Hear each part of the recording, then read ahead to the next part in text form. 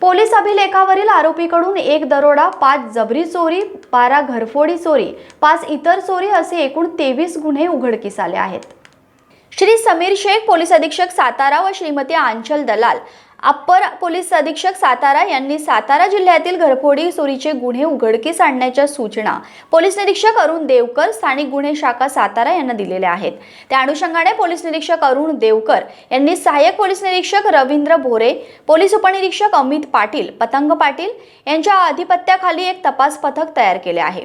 Lonand police Thane गुन्हा register number 473/2023 नुसार भादवी कलम 454-380 या गुन्ह्यामध्ये पोलीस अभिलेखावरील आरोपी रोहित उर्फ टक्या चिवळ्या पवार राहणार सुरवडी तालुका फलटण जिल्हा सातारा याचा सहभाग असल्याचे निष्पन्न झाल्याने त्यास नमूद गुन्ह्याचे तपासकामी पोलीस उपनिरीक्षक अमित पाटील यांनी ताब्यात घेतले।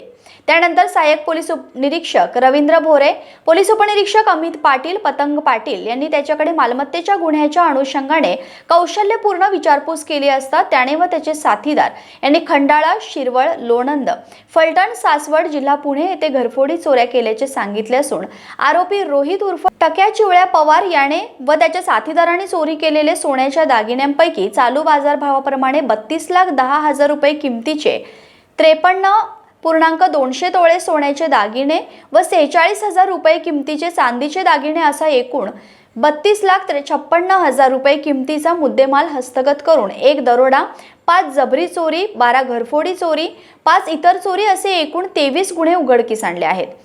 नोव्हेंबर 2022 पासून दरोडा, जबरी चोरी, घरफोडी, मोटरसायकल चोरी, इतर चोरी असे एकूण 138 मालमत्तेचे गुन्हे उघडकीस आणले असून नमूद गुन्ह्यातील चोरीस गेलेल्या सोन्याच्या दागिन्यांपैकी 391 तोळे सोने, 3 किलो 910 ग्रॅम असा एकूण 2,38,74,000 रुपये किमतीचा मुद्देमाल हस्तगत करण्यात आलेला आहे। श्री समीर शेख पोलीस अधीक्षक सातारा व श्रीमती आंचल दलाल अप्पर पोलीस अधीक्षक सातारा यांच्या मार्गदर्शनाखाली पोलीस निरीक्षक अरुण देवकर, सहाय्यक पोलीस निरीक्षक सुधीर पाटील, रवींद्र भोरे, पोलीस उपनिरीक्षक अमित पाटील, पतंग पाटील, विश्वास शिंगाडे, पोलीस अंमलदार विश्वनाथ सपकाळ, अतिश घाडके, संतोष सपकाळ, विजय कांबळे, संजय शिर्के, शरद बेबले, लैलेश फडतरे, लक्ष्मण जगधणे, सचिन साळुंके, प्रवीण फडतरे, सनी आवटे, मनोज जाधव, अमित माने, अविनाश चव्हाण, गणेश कापरे, अमित सपकाळ, प्रमोद सावंत, राजू कांबळे, स्वप्नील कुंभार, अमित झेंडे, अजय जाधव, ओमकार यादव, विक्रम पिसाळ,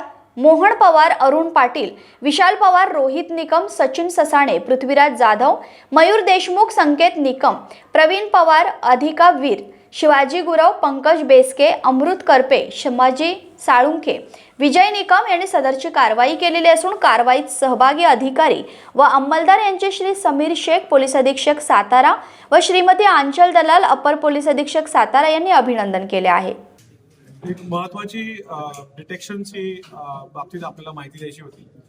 ह्याच्यामध्ये सातारा जिल्ह्यामध्ये एक आरोपी गँग आहे। त्याच्यामध्ये काही महिन्याआधी या गँगचा एक जो सदस्य होता त्याला अटक करण्यात आली होती।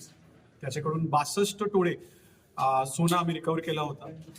ह्या गँगचा अजून एक मेंबर, एक सदस्य आम्हाला आता सापडलेला आहे।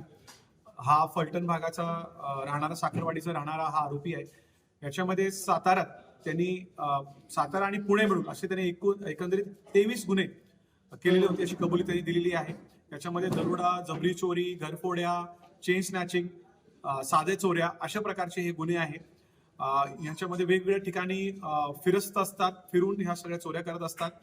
ह्यांच्याकडून लोणंदच्या गुन्ह्यामध्ये आम्ही यांची पोलीस कस्टडी घेतली, त्यांच्याकडून विचारपूस केलेली आणि विचारपूस केल्यानंतर यांच्याकडनं चांगली रिकव्हरी झालेली आहे। 53 तोळा सोना यांच्याकडून आम्ही रिकव्हर केलेला आहे। त्याचबरोबर 46,000चा चांदी यांच्याकडून रिकव्हर झालेला आहे। एकंदरीत 32 लाख रुपयाचा जो मुद्देमाल आहे तो याच्यामध्ये रिकव्हर झालेला आहे। आणि हा सर्व मुद्देमाल जे गरीब पब्लिक आहे, लोक आहे, फिर्यादी आहे, पीडित आहे, ज्यांच्याकडून या सगळ्यांनी चोरी केलेल्या होत्या, यांना आम्ही आता परत करण्यासाठी लवकरात लवकर त्याची प्रोसेस आम्ही सुरू करतोय, जेणेकरून गरीब पीडितांना त्यांचा जो सोना आहे तो परत, आयुष्यभरची जी कमाई आहे त्यांना ती परत मिळेल।